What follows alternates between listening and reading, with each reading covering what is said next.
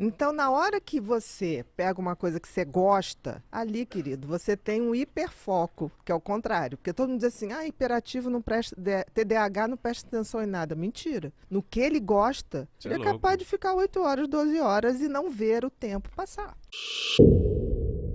Tudo vai mudar muito, mas o que eu acho que é fundamental essa geração nova, e vocês fazem parte disso, é que se tornou possível quebrar as regras. Isso que estava faltando, as pessoas não eram de verdade, as pessoas fingiam. E aí eu acho que colabora muito para ser o gatilho de um adoecimento. Porque da mesma maneira que a gente nasce com dom, a gente traz uma genética também para adoecer, né? que pode passar a vida inteira sem se manifestar. Por exemplo, eu tenho déficit de atenção, é uma hiperatividade mental. Se eu for adoecer, eu sei que eu vou adoecer ou de excesso de ansiedade, tipo ansiedade generalizada, síndrome do pânico, ou de exaustão mental, porque eu sou uma pessoa que eu tô sempre pensando em alguma coisa. Eu para não esquecer o que eu pensei, eu tenho que estar anotando. Nunca tive depressão, mas eu já tive exaustão. Déficit de atenção é o nome oficial. Eu gosto de falar de instabilidade de atenção. Por quê? Quando eu falo que você tem transtorno do déficit de atenção e com hiperatividade,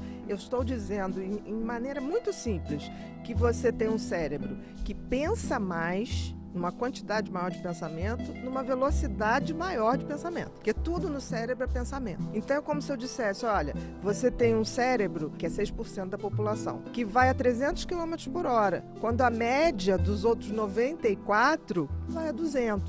É isso. Aí você fica assim, não, mas eu não pego nada, ou então eu não tenho memória. Não, você não consegue se atentar àquilo. Vamos supor, você está assistindo a aula. Milhões de outros pensamentos estão tomando a tua cabeça. Então, quando você vai ver, eu me lembro, eu pequena, eu tinha vergonha de levantar o dedo e perguntar. Porque eu já tinha perdido uma parte tão grande que meu caderno era cheio de buraco. Aí, quando eu entrei na faculdade, eu comecei a dar uns truques, assim, né? Perdia, né? Tava perdendo de escrever. Aí eu levantava o dedo e falava, professor, por favor, repete, não entendi esse finalzinho. Não era o finalzinho, eu queria que ele repetisse tudo.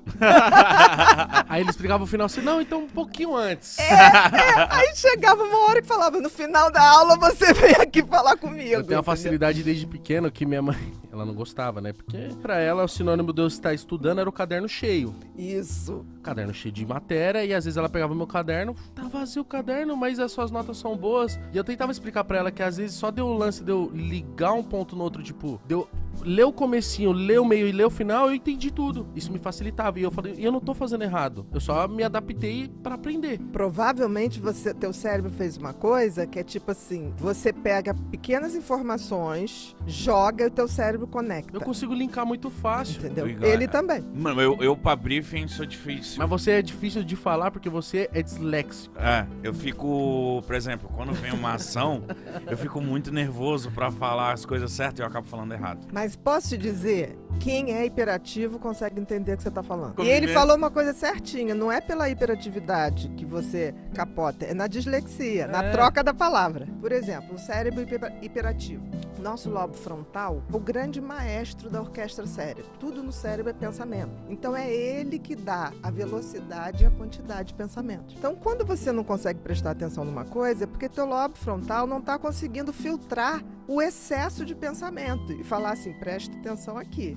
É como se ele viesse sem freio. É como se fosse um freio que veio com a pastilha gasta. É isso. Mas em compensação também, quando é algo que eu tô com vontade de aprender, esquece. Mergulho e aprendo uma parada e eu falo, é isso. Então, mas por quê? O que faz o lobo frontal funcionar?